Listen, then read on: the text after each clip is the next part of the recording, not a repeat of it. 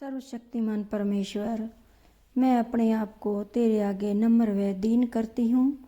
मेरी हर गलती जो मैंने अपने जीवन में की, चाहे जाने में की हो या अनजाने में, क्षमा मांगती हूँ।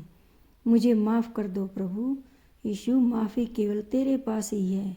आज प्रभु पूरे दिन आपने अपनी कृपा व अनुग्रह में संभाला, आपका धन्यवाद करती हूँ। प्रभु पूरे दिन मुझे अपनी योजना के अनुसार चलाया और वचन में बनाए रखा और वचन पर मनन करवाया। प्रभु तेरी इच्छा हुई तो मैं वचन का मनन कर पाई। तेरी इच्छा के बिना कुछ भी संभव नहीं है। प्रभु अब रात हो रही है और मैं अपने थके हुए मन को तेरे आगे रखती हूँ। मेरे मन वचन कर्म को शुद्ध कर दो प्रभु। मेरे परिवार प्रियजनों और जितने तेरे नाम को जानते हैं उन सब की व उनके घरों की रक्षा करो। जो बीमारी से दुखी व बेचैन हैं उन्हें शांति दो। रात भर मीठी प्यारी नींद देना। तू प्रभु मुझे अपनी गोद में सुला ले, जहाँ सारा डर भय चिंता मिट जाए और मैं शांति से सो जाऊं। मुझ में तेरी शांति आए और यीशु तू हमेशा मेरे साथ है। आमीन आमीन। धन्यवाद पिता परमेश्वर तेरा।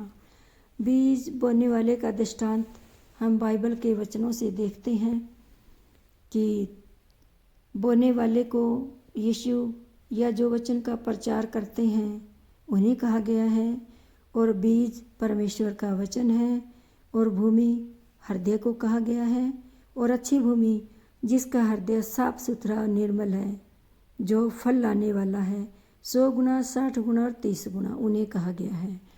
तो हम बाइबल में जाते हैं और वचन को समझते हैं। एक बोने वाला बीज बोने निकला। बोते समय कुछ बीज मार्ग के किनारे गिरे और पक्षियों ने आकर उन्हें चुग लिया। बीज परमेश्वर का वचन है।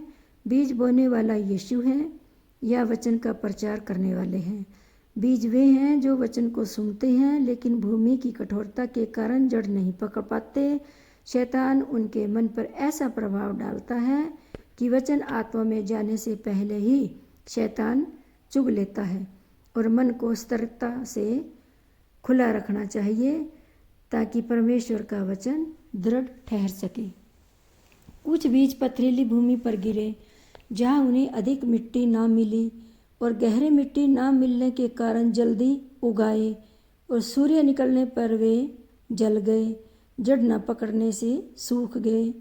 वचन तो खुशी से ग्रहण करते हैं ऐसे लोग, लेकिन मुश्किल समय जैसे ही आता है उनके जीवन में, जैसे कोई बीमारी आ गई, दुख कष्ट आ गया, मानसिक शारीरिक तकलीफ़ें आ गई, तो इस तरह से उनका मन बेचैन हो जाता है और वे दोखले हो जाते हैं। इससे उनका हृदय कठोर हो जाता है और उनके अंदर वचन गहराई से जड़ नहीं पकड़ता। उन्हें वचन पर विश्वास नहीं होता। विश्वास की घटी के कारण शैतान आकर उन वचनों को चुरा लेता है और उसकी स्थिति एज इट इज बनी रहती है। जो वचन से मुंह फेर लेते हैं ऐसे लोग परमेश्वर के राज्य में प्रवेश नहीं कर सकते। हमें प्रार्थना में लगे रहना चाहिए ताकि हम परमेश्वर के राज्य के वारिस बन सकें। तीसरा इसमें कहा गया है कि कुछ बीज झाड़ियों में गिरे और झाड़ियों ने बढ़कर दबा दिया। ये वो लोग होते हैं जो वचन तो सुनते हैं और उन पर चलते भी हैं, लेकिन घर परिवार की चिंता, धन का लालच वचन को दबा देता है, वह फल नहीं लाता। आज ऐसे बहुत से लोग हैं जो झाड़ियों को संसार कहा गया है और चिंता को कहा गया है। झाड़ियाँ संसार और चिंता को दर्शाती हैं। जब झाड़ियों में बीज बोया जाता है तो वह बीज के साथ साथ झाड़ियाँ भी बढ़ती हैं, और झाड़ियाँ इतनी ज़्यादा हो जाती हैं कि बीज जो बोया था उसे वह दबा लेती हैं और वह बढ़ नहीं पाता।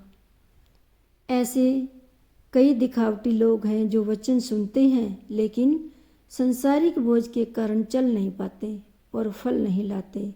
अपने इन झाड़ियों को यीशु के नाम से डांटो और कहो कि निकलो हमारे जीवन से बाहर, ये झाड़ियाँ, तुम्हारा कोई अधिकार नहीं है हमारे जीवन में।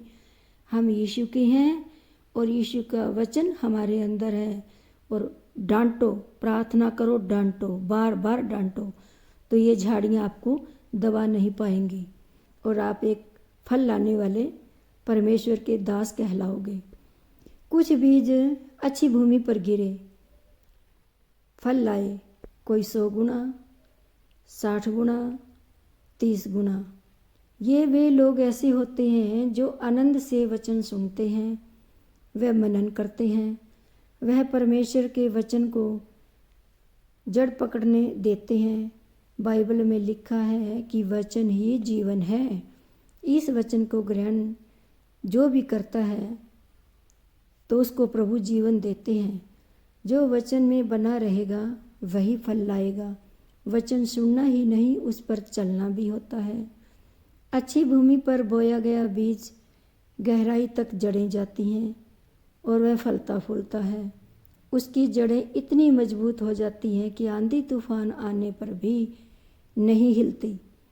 वचन पर चलेंगे तो जो दुनिया का तूफान है उसका डट कर मुकाबला कर सकेंगे। अच्छा बीज वही है।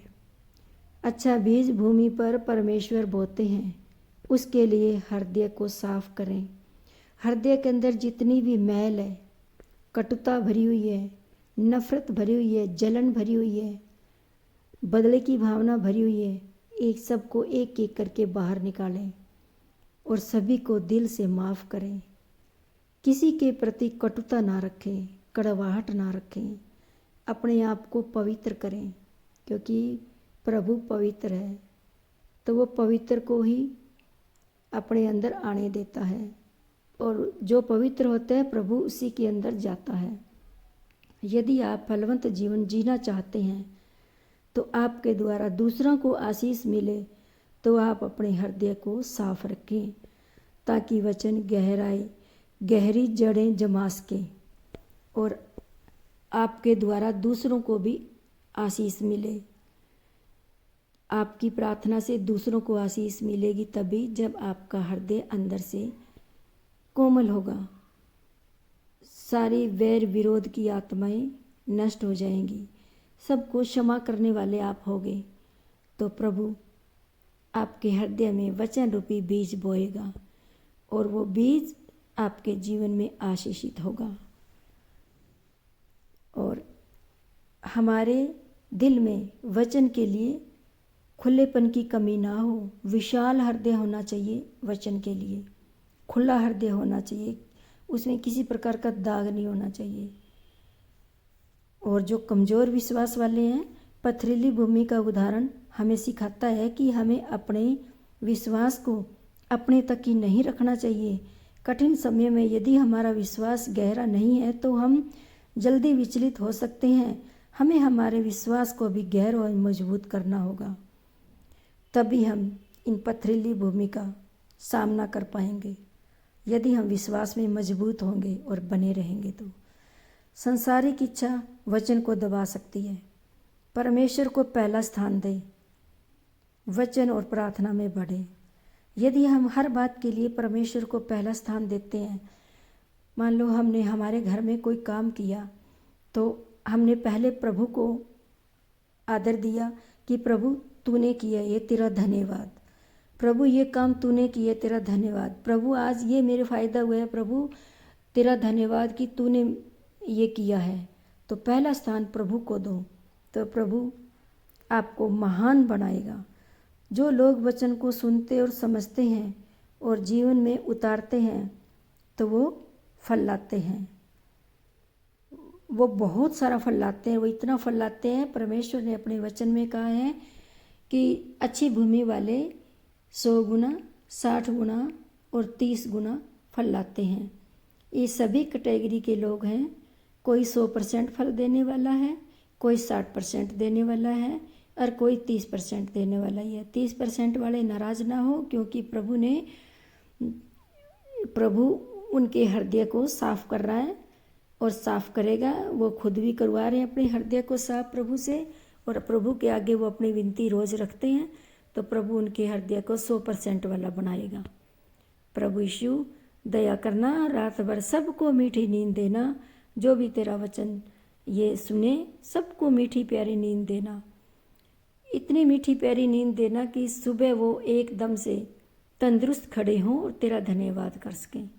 बिल्कुल थकान उनके चेहरे पे ना हो, उनके चेहरे पर मुस्कान हो और प्रभु वो तेरे काम दृढ़ता से कर सकें, अपने घर के काम भी और तेरे काम भी प्रभु दृढ़ता से कर सकें।